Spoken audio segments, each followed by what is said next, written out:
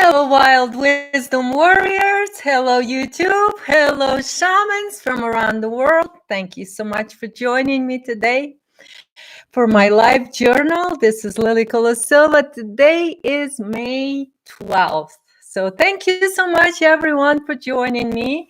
I'm going to today talk about a kind of difficult subject, in fact. So, a subject of possession, because I am talking about foundation for true wellness. And so, to attain and how to attain that wellness, the true wellness. And so how to build foundation for yourself for the true wellness. And so for us in this reality and what we're going through, and now we're stepping into this sort of transmutation and transformation time for totality of human consciousness. And so we, of course, are going through a cleansing and rebirth on that level. And so we can talk about true wellness without talking about what is the opposite of that, or what is it is that is standing on our way. And so I want to look at the possession, and so the forces, the anti-life forces, basically.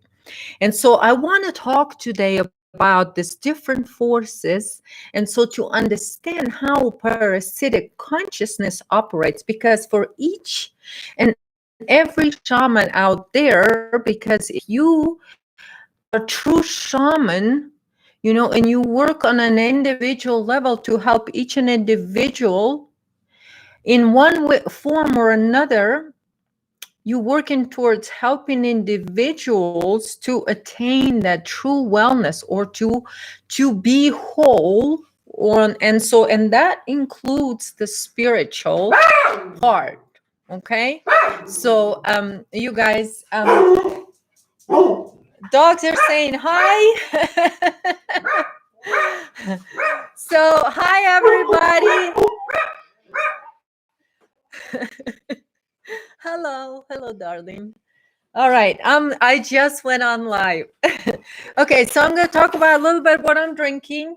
So of course, I'm having my I'm not supposed to do that, but tonic water. Okay, you guys, tonic water. And so here's my orange for what is quinines, because that's what water. In a tonic water, and that's what It was the British who, when they occupied India, they came up with I don't know if they can hear you. drink that could cure malaria, because malaria was heavily in India. Okay, so Quinine. basically quinines is from the tree, right? It's from the tree. So here's your holistic healing. So this is what I am talking about, backing up with action for your body. And so today, when I'm going to talk today about the possession and the 3 red flags, okay? And I'm going to talk about that formula, that 3 E's formula, okay? I'm going to talk about today about how to recognize, how a true shaman immediately can recognize a possession, either in another individual, no matter what. It's usually in another individual, because be it whatever it is, an entity or just what. So I'll get into it. But anyway, let me make myself my virgin mimosa tonic water. Okay, here we go. This gets a little bit.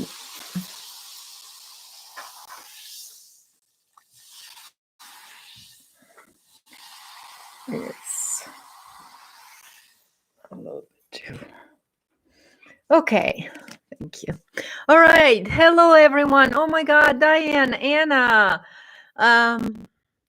Aberson, Bill, Ramus, Linda, hello Miles, Sunshine, hello. Hello. All right, so Here's a little bit of my sunshine. So here's to all of you guys.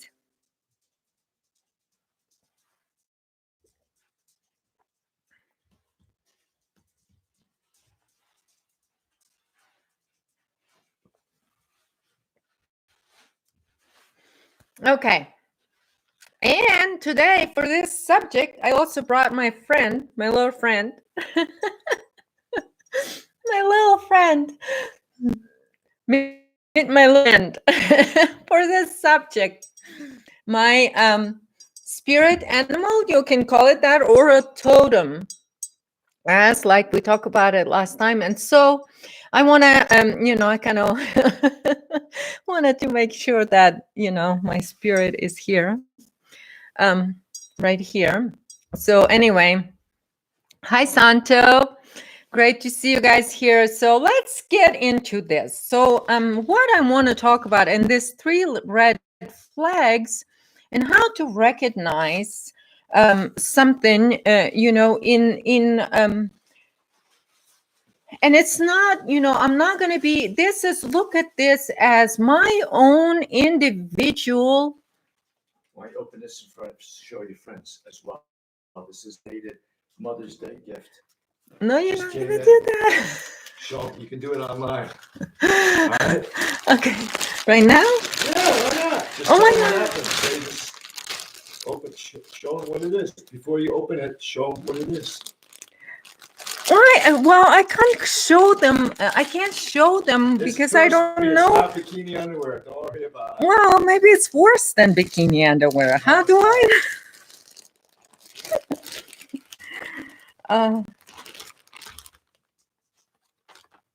Oh, that's my belated Mother's Day present. Just arrived. Ah, okay. Here it is. Moons and a butterfly. Oh, I love it. All right. Sorry about that, you guys. Just kidding. Okay. All right. I'm talking about possession. All right. Okay. All right, you guys. So so thank you, you guys. And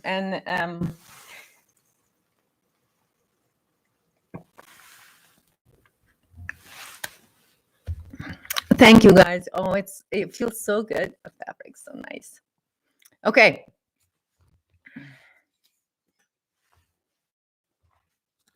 Okay, so I want to talk about the possession thing. And what I was talking about last time, or not last time, on the previous journal, I've touched a little bit about what I call queens of Babylon, or the drama queens that are out there in the totality of human consciousness, or in the collective, that doing the work of doing the master slave, or of master slave, and how they do it, and all of that stuff. And as a shaman, it is one of our responsibilities. And like I said, I've compared a true original, I'm talking about original shamans. And I talk about shamanism, I'm not talking, like I said last time, just about tribal. Yes, part of it is tribal, but most of the tribal shamanism have been invaded, and this is where the root of the black magic has actually lies, is in tribal shamanism. But what I'm talking about is I'm going a little bit beyond, and I'm going to approach this from shamanic or more spiritual perspective on how do we call us wild wisdom warriors, or wisdom warriors, because this is what part of being shaman is being the wisdom keeper or the wisdom holder, because of this invasion.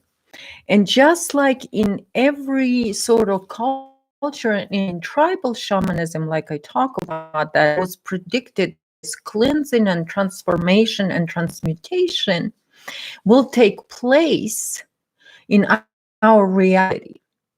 And it will take place, and like I was talking about 2015, that eventually it'll come the point to where we're going to be seeing this process of transmutation of consciousness, in which is this quantum leap, as many refer to in the past, that humanity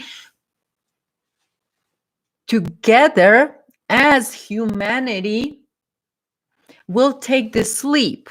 Yet, I'm not talking about that everybody's gonna go. Okay, this is not what I'm talking about. And this is what I am talking about, that separation, and that correction reality, and how that to be on that correction timeline, you have to first anchor your own self onto into that, or anchor within that frequency that's available here, to then ride this wave of correction timeline.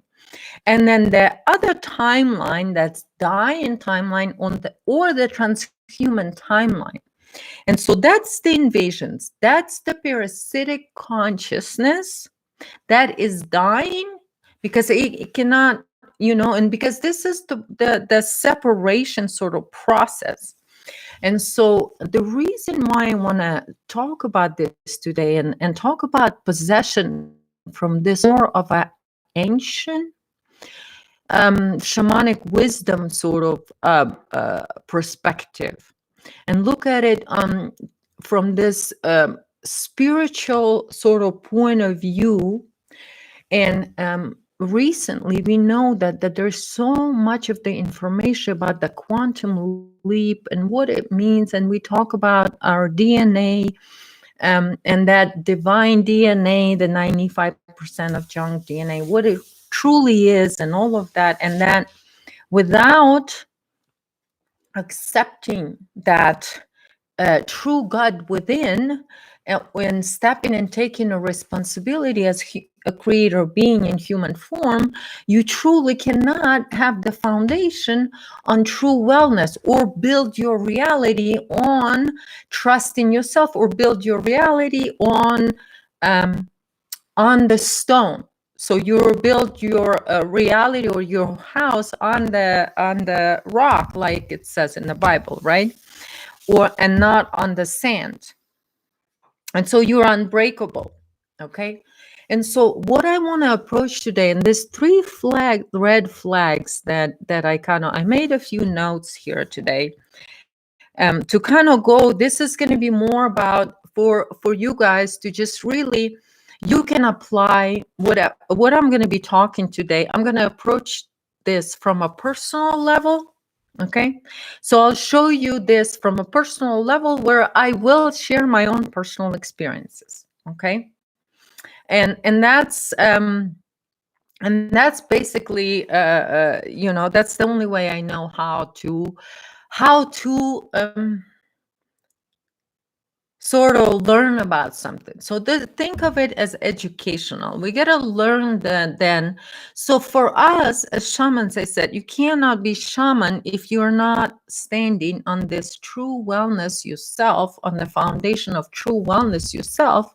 So if you're not standing on that foundation, you can't help others, because anything external will knock you over, and you're done. Like I said.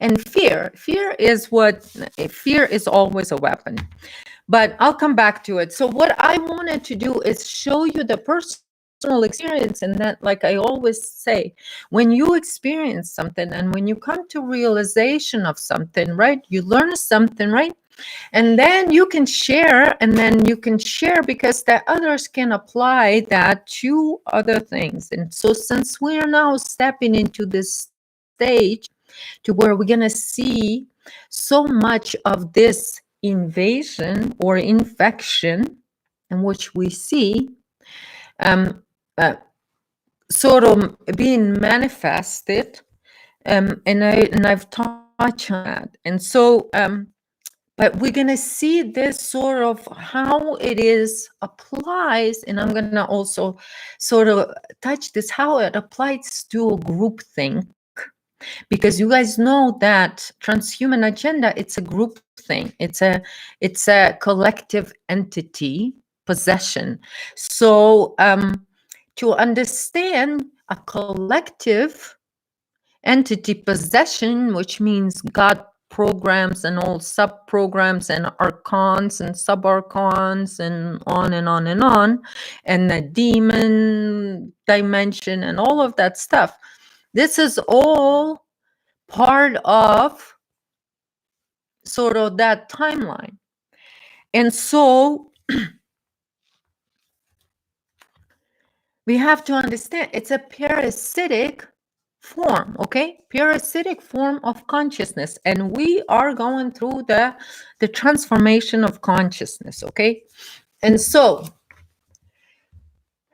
I'm going to give example also of how to, of 3 red flags of this, how they apply to a group think. And when we come to a group think, what happens? Usually there is a leader or someone who's on the top who, or that, you know, or like I will talk about truth movement. So because that's, you know, what I know and what you guys know. So let's say a truth speaker, somebody out there who is popular and known. So I will give you sort of again demonstrate our reality, okay? And then we'll take this invasion or parasitic consciousness invasion. And as we know, and as I like to go biblical, as we know that parasitic consciousness likes to hide under a mask of good.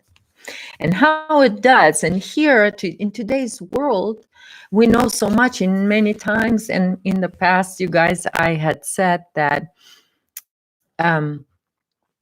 you guys need to understand that if you consciously wanted to sort of understand how the spiritual invasion work, and there's a lot of material out there to learn about this sort of and get your conscious mind familiar with this parasitic consciousness, is to learn about narcissistic disorders, about narcissists, and that the different forms of the narcissistic sort of because this is basically what, there's many different narcissists, and this is an ego disorder, okay? There is a spectrum to an ego, right? That is an healthy ego, and then there is a very unhealthy ego, and this is where you talk about, and this is where that most sort of a negative scale of the narcissist, on a narcissistic scale. And so and this is where we're talking about more of a spiritual nature, right? Because we're talking about the consciousness invasion. And so this is, I'm talking about, if you guys are familiar with the narcissistic, all of those terms, we're talking about malignant narcissism, okay? Because when we talking about driving collective consciousness, so what I'll be showing you, or what I'll want to demonstrate to you today, is that as I go and give you these 3 red flags, I will explain and then give you an example to where how that operates on that in the collective, and how that energy, like I said, is trying to force itself to be an authority to human consciousness, okay? And so you can see, then this is what we talk about, the leaders and cult leaders. And so because we're getting into spiritual, so this is your occultists, and this is your black magicians, and all of the gatekeepers and all of that stuff. Most of them have to have this type of ego that is malignant narcissist, okay? So this is a very, because it takes and this is when this is what I talk about, the different forms or different levels or different stages of possession, then. Because what is this parasitic consciousness, how it operates? It's a mind parasite, okay? It's a mind parasite. And so this is why I kind of want to excavate what it truly means on that individual level to be invaded or to be possessed by this. So, am I making sense, you guys? Sky, hi, Jeff. Amy, hi. I said hi to everybody else. Okay. So anyway, I'm gonna get started, okay? And because there is a lot, and then 3 E's, okay? Formula, okay? Because I really want to get into it because it's a great formula to work off. And then I will give you one more. I'll give you a number 4, which is going to be a bonus flag. Okay. And so since I in the past, and this is why I kind of showed you guys in there, and I posted a video about the 2 kinds of narcissistic supply, because when we're what we're facing is what we need to transmute, and what we need to sort of look at and see it for what it is what's at the core of this narcissistic behavior, right? And so, and how to recognize it, okay? And so we can change it and transmute it, and so that can be transmuted and healed, if you want to say that, okay? So we are stepping into this group sort of think. And so when you have this narcissistic abuse, because that's what it is, because this is a parasitic form of consciousness, so of course it's abuse because it's infringing on your free will. Okay, so I'm going to start with the 3 red flags, and then I will talk about how you can recognize in each individual, in each and every one of them. Okay, so first one is entitled or entitlement. Okay, I'll go into it. Empathy, except in narcissists, it's going to be a lack of empathy, which instead of empathy, they have emptiness. So the empathy is replaced with emptiness. And then the third is exploitation or exploitative behavior. So this is an individual behavior or empty of any emptiness, empathy. Empty and empathy, very similar words. So let's look from a shamanic perspective, someone who is standing on the foundation of wellness. How do you recognize, and what are you standing on? What are you standing on? So, and why you can see is because when you see what you're not, because you recognize that it's not you, it's not, because as empath, as human being has that capability, and then when you have, like I said, that Holy Trinity activated, what happens? A human being, a true living human being, then this is the 3 red flags, then turn to a clue who is pro-human and who's anti-human. So the anti-human or a narcissistic behavior will be entitled. And this is where I talk about individuals with their big titles. And the thing is that they're entitled to, and I'll go into details after I also will show you how the true shaman, what true shaman stands on to be able to see that somebody else is acting as entitlement, because it's the warrior, the wisdom warrior ethics. It's the moral code. that a human being is standing on.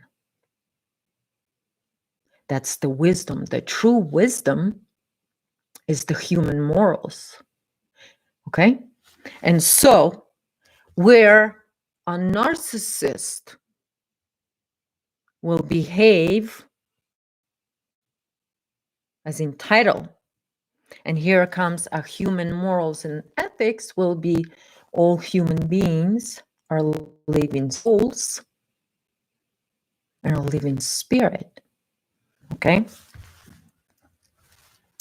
You see, I'll get into entitlement, how it expresses in them, and how then I'll show you, because how the parasites needs the host and how the parasite adjusts the host. But I just want to first give you these 3 red flags, and then I'll go into details, okay? So, okay, next one is empathy, right? So a true human being that is standing on the wellness foundation and has the human morals, has conscience, okay? Not to hurt another human being, not to feel above another human being, and has the understanding of, or it can step into somebody else's shoes. But someone who's entitled, and what I said, this is a narcissist 101. How do you know? They're entitled immediately. They always step, and this is what I talk, master slave. They always step into that master slave position immediately, because that's who they are. They need the slave. Okay?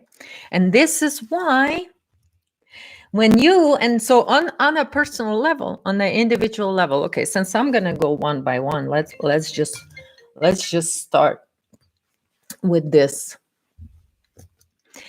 And how do you see if somebody, you guys, many of you had had an one sort or another of experience with a narcissist, with someone who is, how their entitled narcissist acts at first. Because what happens is, you are, and this is why I posted that video about 2 kinds of narcissistic supply, because they always need supply. It's all about them having that supply, because that's the relationship they're always putting themselves in. That's the foundation for the parasitic invasion. And so when someone is possessed, okay, and now this invasion or the parasite operates them. So the parasite takes over, right? And now it operates. So what happens when, and now look at, and what I'm going to show you is in truth movement, in spiritual communities, because this is a spiritual invasion. We're talking about a possession of the God program or the anti-life force. So now that entitlement immediately, any form, and look at like synonyms to cinema to entitlement, and you know, all the words that they will feel, and how originally they act with you when they are sort of acquiring you as the supply. Because this is what happens, and this is what happens with the cult leaders in spiritual communities. And this is what happens in many of you, like, you'll know, you've been in this group thing type of thing, and the leader, and look at each leader, okay? And what happens when they acquire their slaves, okay? Because it's a master slave position immediately. When they acquire them, they, on a personal level, when it's individual, and when it's on a personal level, and let's say you dating, right? And it's somebody wants to date you, but they are in the position of um, they're infected. They're infected, and now you, what they're looking to date you for is for you to be that supply to them, right? So they'll invest in you because, and their investment in you would be the dating, all the grandiose things that they will do, right? On a personal level, all the things that they'll give you attention, because ultimately they're addicted to attention themselves because they're empty inside. So they need constantly your attention. It's your attention that they're fighting for. So what are they going to do first? They're going to give you their attention, right? And so you're going to get all of their attention. All of a sudden, you become the one and only, right? That's on a personal level. And this is where they are prepping you. You know, they're acquiring a slave. They're taking, and if you look at the leader in the spiritual communities, the leaders, right? And so this is where comes religious structure. And this is the establishment of their authority. This is the stage of establishment of authority, their authority over you. They do it in a nice way by giving you attention and giving you a lot of sweet and welcome things. So this is the leader in spiritual communities that you will see that when a new person comes in, right? The cult leader will immediately give that individual all of their attention. Okay? They want to inquire them. And now, because they're entitled and they usually have themselves, give themselves titles, they're archangel this, they're doing this, they're usually will give you what you want because they're mimickers, right? They will give you what you want, but there is price. They only want that not on equal level, right? But they want that. They don't want to give it to you. They know you want, so they give you that. It's like, here's my attention. But because they feel automatically, they feel above you because their authority, their spiritual authority. Okay. So when we come and talking about cults, because those are the group thing, and at the spiritual level, this is where they take you out. This is where they take individual power out. So then what happens? Because now your ethics and what they do, they also take responsibility for your decisions as well, right? As they do sort of love bomb you on a personal level if it's just individual relationship. But if it's a cult leader or something of that sort, then they will, give you all the attention and everything, right? And so now but what do you give up? They immediately step into their authority position, and you're immediately treated, even though they give you so much attention, and they'll immediately spend time with you in the cult, like a cult leader. They'll immediately restructure to give your power to them, because they immediately come as an authority. And the reason they're giving you that is so you give up your own ethics, your own codes, and you give your decision making into somebody else's hand. And so now they're making decision for you. Okay? And so why is it? Because through that access to you, and this is where the second red flag comes in. And this is where it comes in, where your empathy is then becomes the source, or that your empathy and your emotions and everything which you're capable of now through you, by you, them giving you all this attention, you thinking that it's on this level, you as empath, you reflect that back. But what happens is, because they're empty, that doesn't reflect at you back. That energy goes and fills their emptiness that they feel. Okay, does that make sense? How it works, okay, and why it is the source of sort of, because they constantly, because it's parasitic form of consciousness. And then I'll talk about that entities, because that entity, a collective entity, it's like a, it infects many people. So it could be like one entity could be infecting many people, right? And so this is where it comes like this.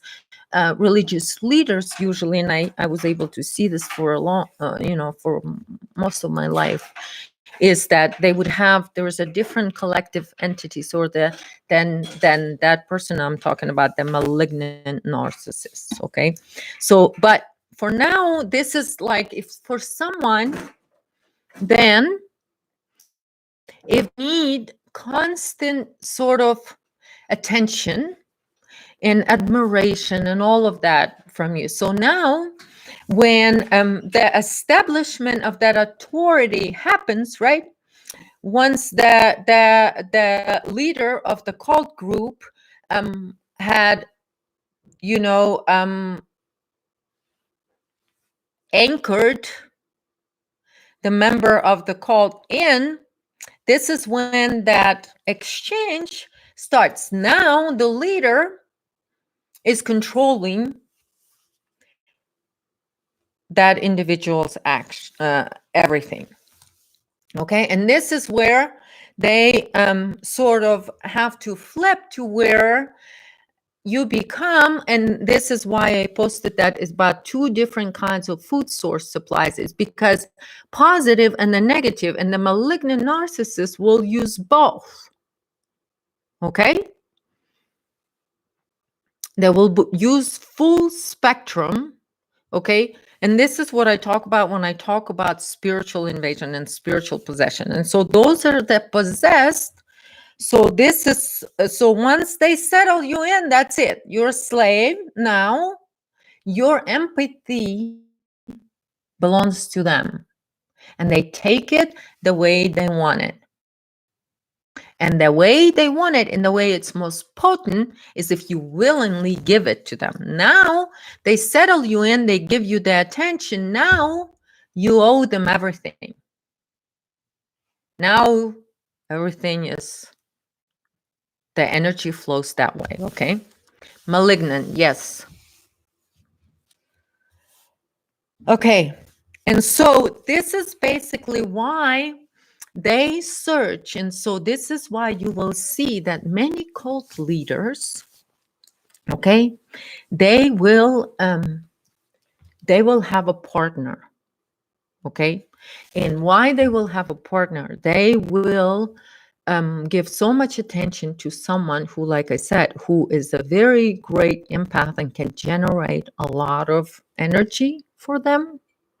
Okay, and if they are willingly give them, or like they love them and admire them. So this is why you will see some of this possessed by entities, some of these people out there, why they, and Santo, a few of the clueless in Australia that are possessed, they will use a female partner, use them up, and they don't like the negative, but they will still use it. Okay, and the two source. So when they exhausted that females, the males do that. So how many females had George Cavazos sucked dry? He's on what, number 4 now, or number 5, Santo? How many females had he sucked dry? But I'll get to it. See, and so they'll suck them dry after, and so they'll get the intuitive, the most intuitive, and then they'll use their intuition for their advantage to use it on others to enslave more and more and more, because that's the ultimate goal of the parasitic consciousness, to enslave more and more and more and more humans. That's why they will go out there even after they've been exposed, Santo.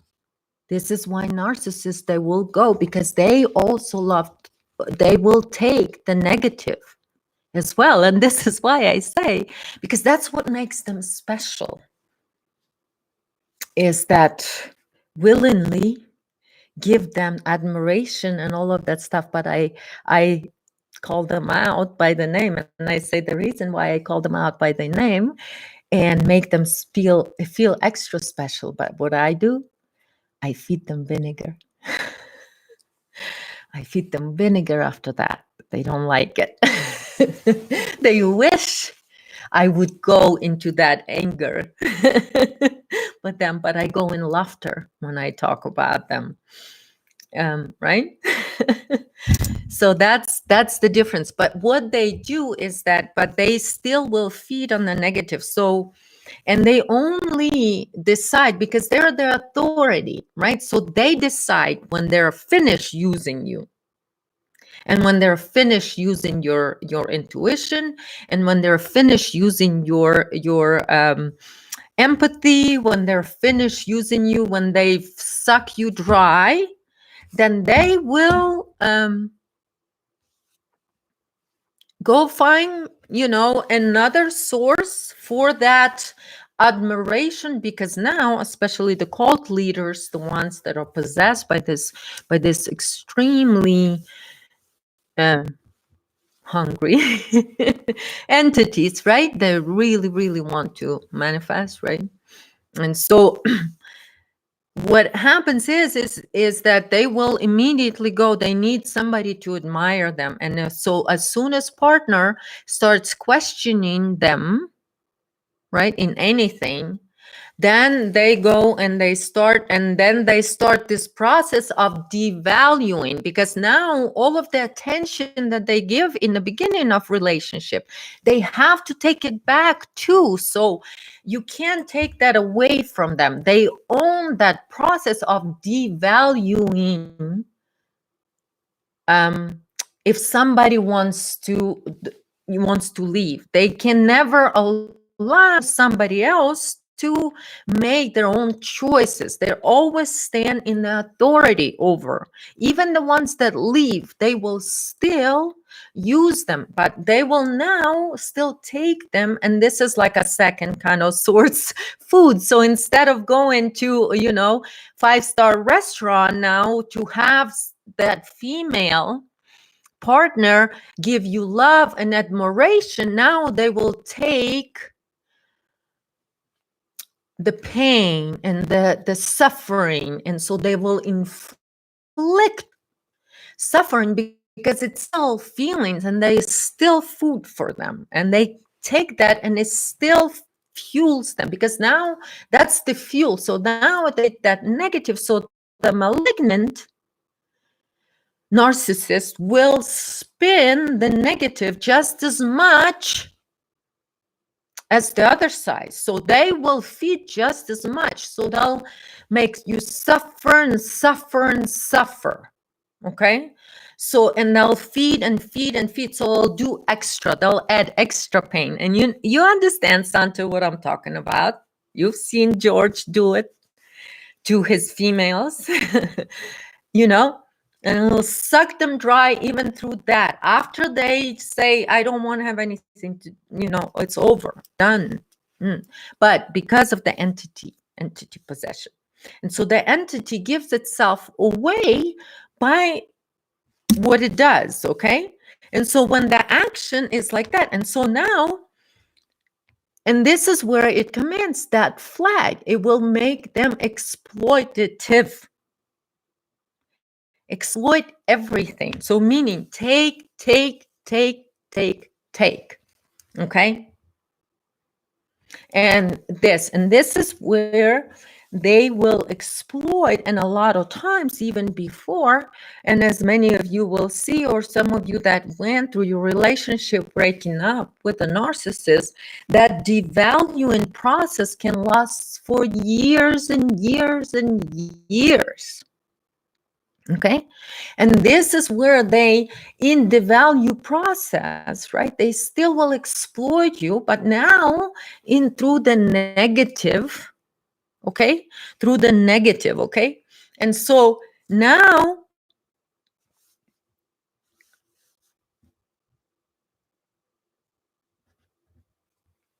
what's on the other side? So now you are dependent as slave, right? You are dependent on your spiritual teacher to guide you through every step of the way, right? And this is what attachment, that attachment to the codependence. And so now what's on the other side of that is the freedom and empowerment. Okay? So now, let's give you examples.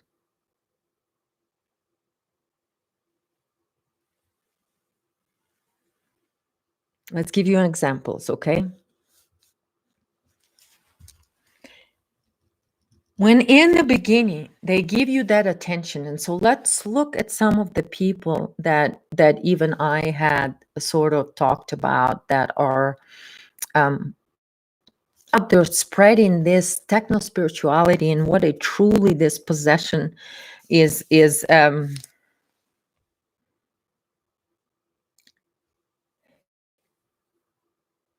what it is, and how it demands that your morals, your human morals, this is the key.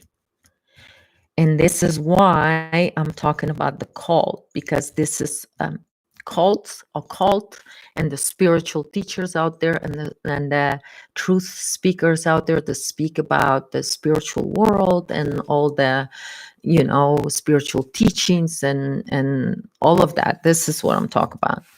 All of that, then all of those teachings, when you think about, they demand loyalty, not freedom.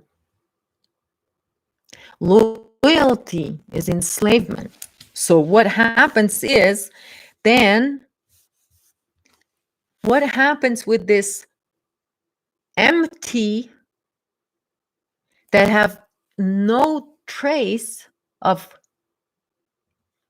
empathy or conscience or anything? These human beings are possessed by a non-human entity, because they are loyal now to a non-human spirit.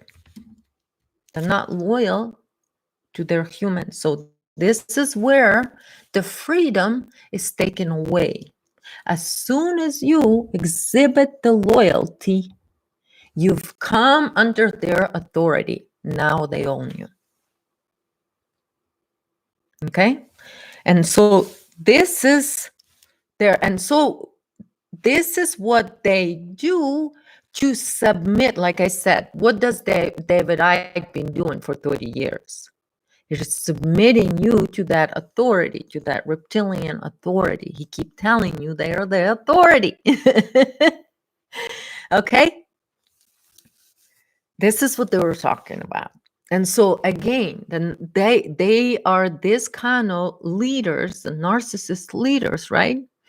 They're propagating this transhuman agenda. So they'll be talking about these things, and their power lies in their choice of how to rule, or how to then that authority is their weapon of choice then to keep that authority, to keep themselves in that authority. Once you give your loyalty to them, then is fear. Fear is their weapon, always. And so in one form or another, but fear ultimately is the weapon of choice for them, to keep you as slave in line and in that serving that collective entity, because the possession is a collective entity, is like a thing. There's no individual. And so the reason why an individual power, when an individual is in empowered and in free, they're not in acting in exploitative. They're actually they're acting on their own power. They're acting on their own will. But what happens is when the freedom is taken away, immediately as soon as you give up to authority, you give up your freedom and you give up your action. Now you are told what to do. You are told you don't need no chakras, slave. I'm your authority here. I am the authority. They immediately insert themselves in that authority as that entitled position. Okay, so that entitled, then if you look at the like sort of spiritual, then establish the spiritual authority. So someone who is possessed, and this is what I'm talking about, everyone out there who is a cult leader, or someone who is anyone on this, that driving or directing collective human consciousness, who's standing there, claim to be the authority on spirituality. Once you give them the loyalty, that's it. You become theirs. And so then that loyalty is not, it's a master-slave relationship that's got established. Now you're in that position. You will never get out of it, because there is no other position for you in their world, okay? Because now, instead of empowered action, what had happened is that had taken that individual will right from under you. And now they've established a power over you. So when you agree to go to George Kavasilas and take out your chakras, and this is what establishes that belief system. As soon as you believed it, you've agreed. You made an agreement for that entity. As soon as you believed, you've agreed. And you give, and you open a door for a vampire to enter, basically. And this is what, and how they asking you. And many people say, why is it that narcissists, since they want the power over you, that they want to take your human will away from you and give it to some sort of non-human entity in this, all the spiritual leaders, why do they always do that? Because you have to understand those leaders, they're possessed, and because they themselves do not have a power. I told you guys, they are on borrowed power. That's why they demonstrate a power over you, and they demonstrate a power over their followers, power over their members. Okay? Because movie Django, master slaves will always die a slave. A master slave, someone who lives as a master slave, always dies a slave. Okay?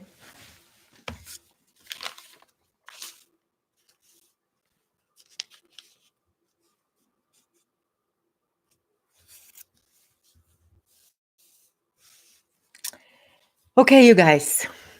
Oh my God, 55 minutes. Okay. My Sky, you said, do those narcissistic people learn to be this way or they're born this way? Malignant narcissists are born this way. And this is what I talk about is the ancestral possession. And these are the entities that come through ancestral, through the bloodline. And this is in the past why I've talked so much about having the ability and capability and establishing your own will in your own quantum field, so to speak, and restructuring your quantum field and your reality based on that sort of on those standards and ethics and the original shamanic ethics, which is a true sort of respect of life. But a lot of them, and like I said, if you learn in today's world, we have so much of now, and it's coming, there's so much research on the narcissism, and there's a lot of people out there that are doing an amazing job. And I know in the past I've recommended Richard Grannon, but he turned out to be David Icke's wannabe. And so that guy is kind of confused right now. He's a little bit confused right now. It's so sad. My Russian brother just wanted to be David Icke wannabe. Couldn't handle it. Couldn't handle it being original. Sad, right? When they fall. Had the potential to be original, but then they give up and fall under the authority. Somebody had promised them something, right? And then they blindly fall. So, and this is what I talk about, and this is so this is not, of course, because I'm here an hour. So this is I'm gonna get into it and how and all of this, you guys. And like I told you, this is my forte. Okay. So I will demonstrate for you how some of these people, like David Icke, like some of this malignant narcissists, they are malignant narcissists. David Icke, George Cavassalis, Chris Blabofet, narcissistic fat Geo, on and on and on. They've all established themselves as authority on spiritual knowledge, have they? They're not wisdom keepers. See, and there's a difference when you have that shaman, you hold that ancestral knowledge with respect. You don't use your ancestors like Steve Richardson to exploit humanity for a buck or two, right?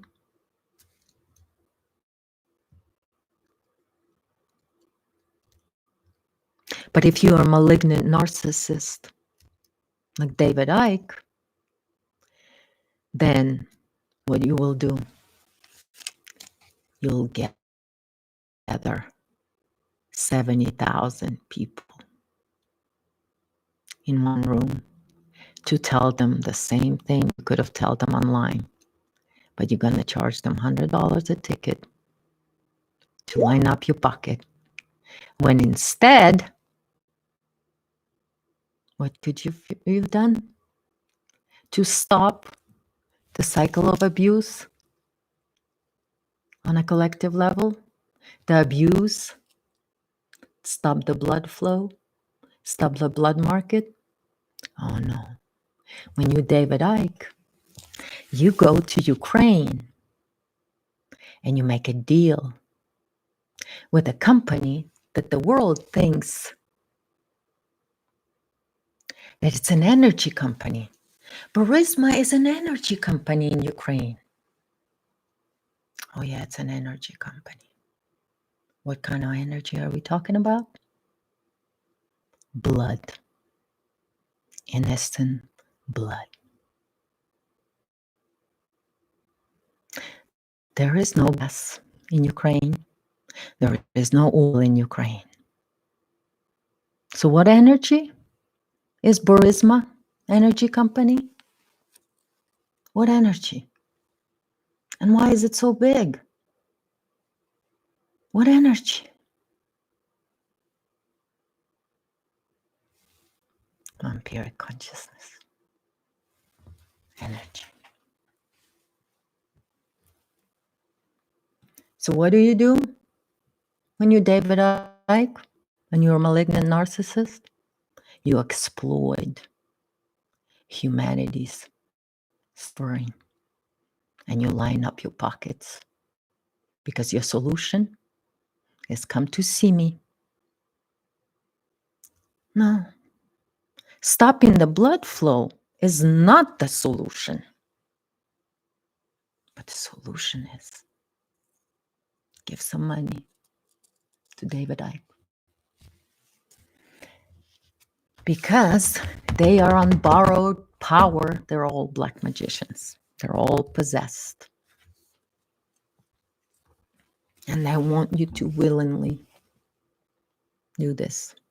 And they'll drive you. And they milk you for energy. Suck you dry. Because they'll exploit and exploit and exploit humanity. That's how they're helping. So he went to get his payment from that energy company in Ukraine.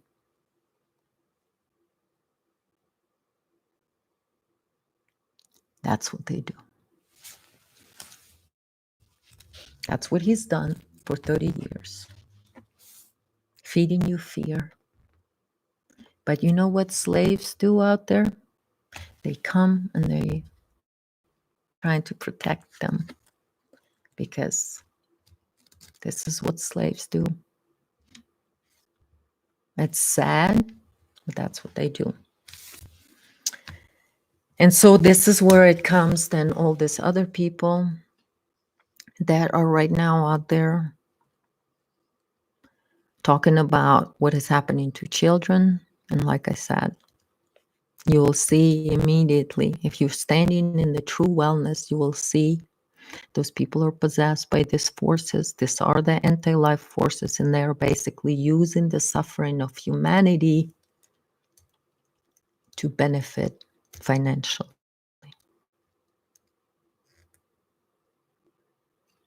Here comes your crypto pimps and all those people that are being protecting that business. I'm talking about the dark web. Because again, here comes Ukraine. And here comes all the servers and all the child porn productions and all of that. So, but it really goes deep, you guys. It really goes deep. And the spiritual invasion, like I said, it goes so deep. And so we're talking about a lot of experiments and all of that stuff that these people protect, right? And it all has to do with this Babylonian invasion, which is this parasitic or vampiric form of consciousness that takes over human beings. And then this is what they are. And then so I don't know how much more I'm going to be talking about this again, but there is a sort of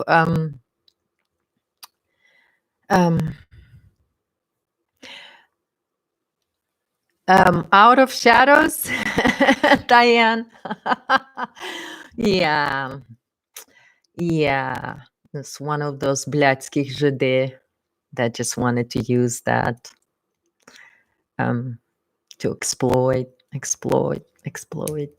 suffering of children.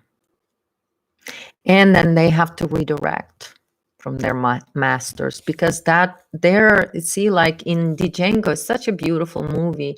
If you wanted to understand how this really consciousness is, like, it's so rough to kind of understand for human being how severe the infection could get.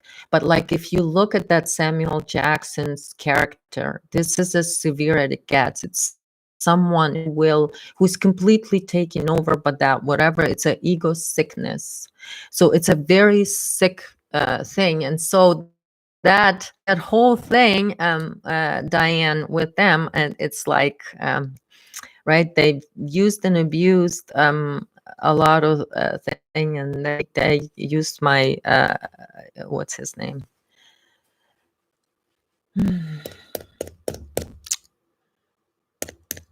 I forgot. Anyway, but you said about David Icke. So what does David Icke screams about right now the most? Okay. Oh, forgot about the oh my God, the bonus. The bonus. Here's the bonus, and here's the bonus, and then I'm gonna explain the bonus. The bonus is narcissistic rage. What happens when you find them out and you tell them that you know, or you tell them and you establish the thing that you know, and you completely clear on what happens. And so this is another red flag. What's going to happen? They will immediately go into narcissistic rage. So what happens? They're all in here now. They love bomb you. They first said, "Oh, Lily, you're such a great warrior." It's like Chris, Geo, blah blah fat, narcissistic, blah blah fat, so cute. Lily, you're such a great warrior. Oh, you said I never seen his introduction to me in our radio show was, Lily, Lily is one of the best wisdom warriors I have ever met. Okay, so what happens next? Okay, when Lily said, "Okay, I've got to somehow let some of these narcissists out there know, and all of this group out there know that I'm onto them." So if you guys remember, I wrote that little synopsis for a movie, and I had Act 1, Act 2, and Act 3, and I named about good dozen of people there. And kind of, talk about, from the movie perspective, you guys. So when I did that and I posted that in Narcissistic Blah Blah Fat group, I posted that, right? And so what happens? Narcissistic rage immediately in that post, what started?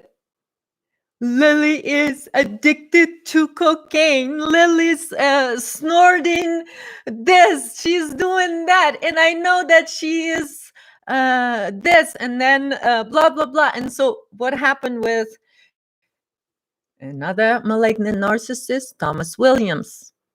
And as soon as I said to him,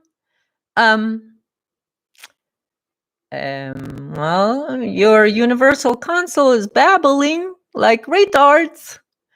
Boom. Lily's has friends in her Facebook that are pedophiles. Boom. Narcissistic rage.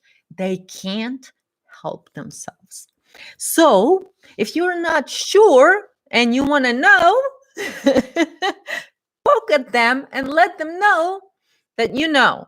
As soon as you do that, if the reaction is a narcissistic rage, here you solidify your sort of know as a shaman what's going on there, what's taking place, and who is in charge. And that entity is in charge. A non-human entity is in charge. And so, what's then for us, right? When you stand on the true wellness, right? And when you see, and when you see the red flag number 4, when the narcissist goes ballistic, and you go, wow, funny. It's really funny to me because then freedom, you feel freedom. That's when you're free, when you're empowered, when you're standing in your true wholeness. You're not, nobody's authority over you. Spirit is authority because you are the spirit in human form, then you are that eternity. Because when you are, when you accept it, the eternity, like I talk about, and this is when you're true shaman, and this is the shamanism. I'm talking about a true living energies that are accessible to a living being that stands in that eternity. And so when you do, it is kind of funny what the invaders do. And they're very hungry, you guys. And because they're getting fed a lot of vinegar right now. Okay? Because that's how we actually get rid of the parasite. So those of us that have healed, and now we have ability and capability to stand in our own power. And this is why when I do personal sessions, I don't do exorcism type of thing. I do not take out any entities. It is always your process. You might become aware of things present during a session with me, but I will not interfere in that because that's disempowering to you. And why ultimately this fourth flag, red flag, why it's so quickly given away, and it's like immediately you know what's going on, because who goes into the rage? That's their weakness. Because ultimately, a narcissist is weak. Because you go into rage not because you're empowered. You go into rage because you're operating on a borrowed power, meaning you're operating on vampiric consciousness. And that's basically what infection or possession is. And then there is different forms and different entities, and all of those is mind parasites. And so this is why ultimately I say it's your own process to release the entities.